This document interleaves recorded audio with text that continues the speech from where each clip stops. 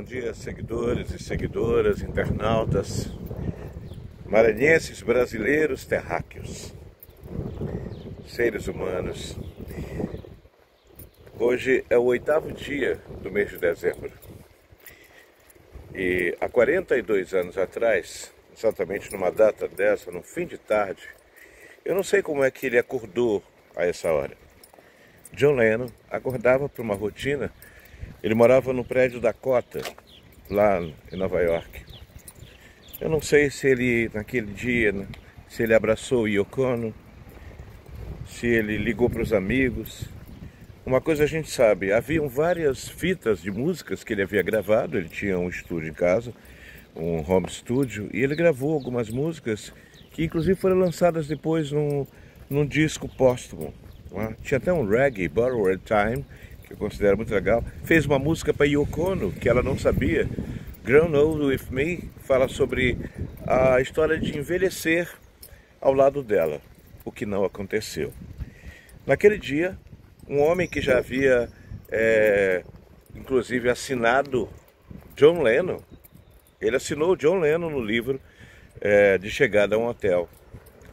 Dizem que ele apenas era um apaixonado pelo trabalho de John Lennon. O John Lennon havia, inclusive, falado uns dias antes, uns meses antes, que quase sempre o súdito mata digamos, o seu rei, alguma coisa assim. Não o rei, a pessoa, a personagem e tal, a entidade, mas aquele que o inspirava.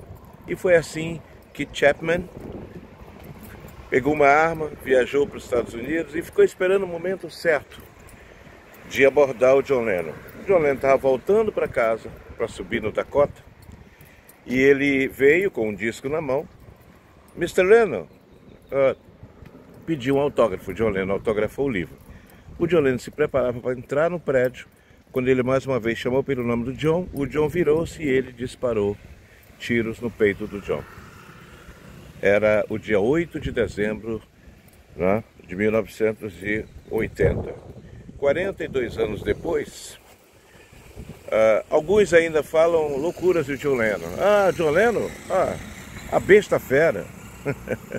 Eu mesmo tive alunos que um dia eu falei que ia colocar um trabalho sobre John Lennon na sala de aula, um vídeo, e eles disseram, besta fera. Eu falei, pois é, a besta fera. No dia seguinte, lá no Senac, eu peguei o vídeo chamado Os Estados Unidos contra John Lennon. Eu disse, olha, agora eu vou deixar vocês assistirem e a maioria era de evangélicos, mas não é mais importante evangélico, podiam ser budistas, umbandistas, isso não é mais importante. É a visão que a gente tem na pressa de fazer, a gente julga, nós viemos para julgar, seres humanos adoram julgar e quase sempre condenar. Pois bem, essa besta fera eu deixei eles lá, fiquei na cantina, fui tomar um café muito calmamente. Quando voltei, pedi para que falassem de novo sobre o tema. Eu mostrei um documentário que é Os Estados Unidos contra John Lennon. Está no YouTube, hoje está no YouTube.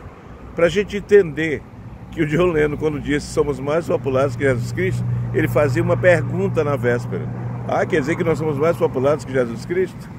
E no dia seguinte ele procurou esses canais de TV para desmentir isso. Mas não aconteceu. O vídeo mostra isso. Mostra também que John Lennon era envolvido com todos os movimentos pacifistas da época. Quando dizia o John Lennon, olha, a gente vai fazer uma manifestação aqui contra a guerra do Vietnã, ele todo dentro, levava guitarra e tocava gratuitamente. Naquela época não havia internet e existia um tipo de... as empresas de comunicação eram ligadas através de cabos ainda.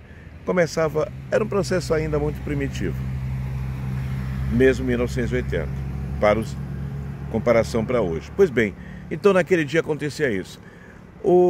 No final do dia, o Elton John, que era amigo querido do John, do John Lennon, ele sentou ao piano e escreveu uma canção que aqueles que me seguirem aqui nas minhas redes, eu vou colocar mais tarde. A música chama Empty Garden.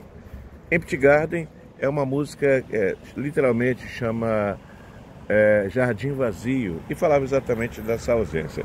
Naquele dia também, no Central Park, milhares de fãs do John acenderam velas e levaram violões para tocar suas músicas. John Lennon era santo? Não, gente, que é isso? John Lennon se envolveu com drogas, era sexo, drogas e rock and roll. Mas quem é santo que está me ouvindo agora nesse momento? E nem espero que você em algum momento me ache que eu esteja a caminho da santidade ou coisas assim. A vida, na verdade, é uma busca incessante de ser um pouquinho melhor do que fomos ontem. Então, nesse dia que o brasileiro também para se dedicar, muitos, logicamente os católicos, para Nossa Senhora da Conceição Imaculada, as festas acontecem pelo Brasil inteiro. Eu espero que a gente reflita sobre a nossa busca de santidade. Não é que a gente consiga, mas é a tentativa de cada dia ser um pouco melhor do que no dia anterior.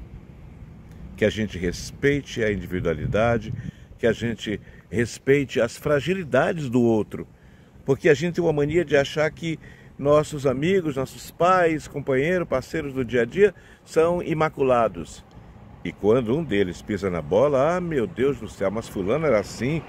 Ou então quando você se percebe frágil e vem com aquela frase feliz, mas eu não me perdoo por isso. A minha frase hoje é: perdoe-se. Perdoe-se. E boa sorte nesse exercício de todo dia vencer as suas próprias fragilidades e dificuldades. Que Deus abençoe o nosso dia.